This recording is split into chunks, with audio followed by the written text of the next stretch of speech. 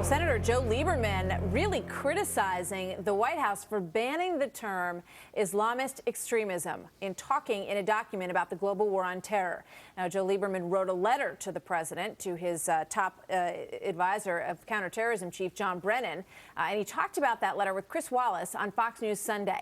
And this is part of the letter. This is a quote. "The failure to identify our enemy for what it is, violent Islamist extremism, is offensive and contradicts thousands of years of accepted military and intelligence doctrine to know your enemy."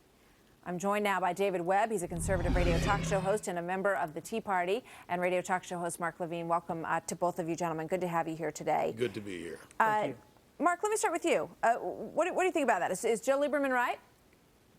No, I don't think he is. You know, Teddy Roosevelt once said, "You speak softly and carry a big stick."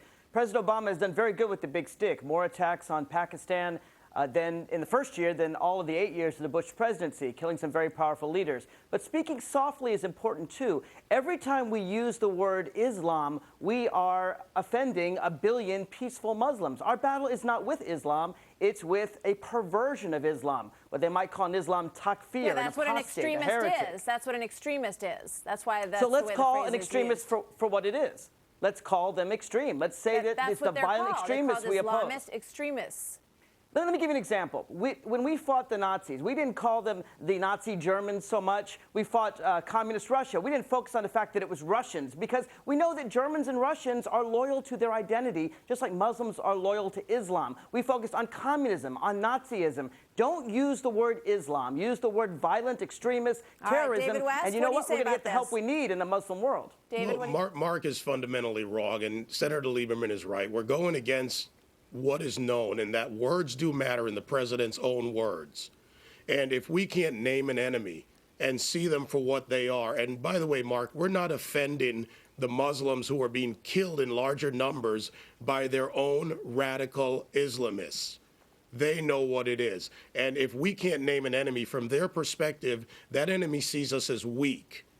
And that is a problem. Perspective matters. When we're seen as weak, well, then they consider that a few of them can affect thousands of us and kill, as they did on 9/11, as they will do to our interests around the world. And I must add that there are already existing examples in Beslan, Russia, in the Madrid, Spain bombings, where they actually went after Spain, and Spain pulled out of the Middle East conflict. Mm-hmm.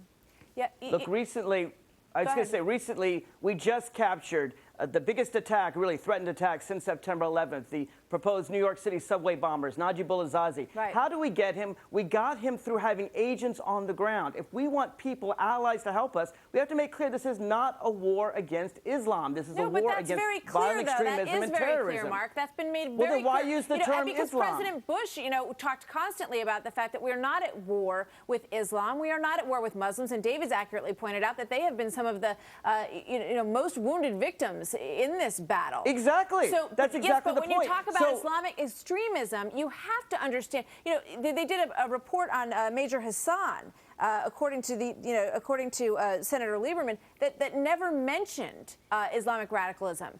How can you, if this were a white supremacist movement, do you think that would not be mentioned?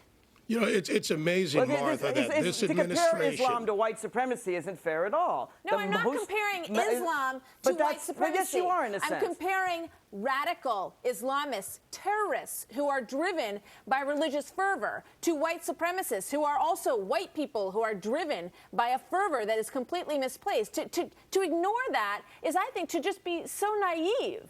I think it is being naive. The focus should be on radical terrorism, not on the fact that they're Islamic, just like we focused on Nazism rather than Germany. If we had said Germany is the great enemy of America, it would have been a lot harder for Germany to walk away from Nazism. We have a battle for the hearts and minds of the Muslim world. And the best way to win their hearts and minds is not to attack their religion, but to attack the perversion of their religion. All right, David, let me give you the last thought on this. This is political correctness gone horribly wrong.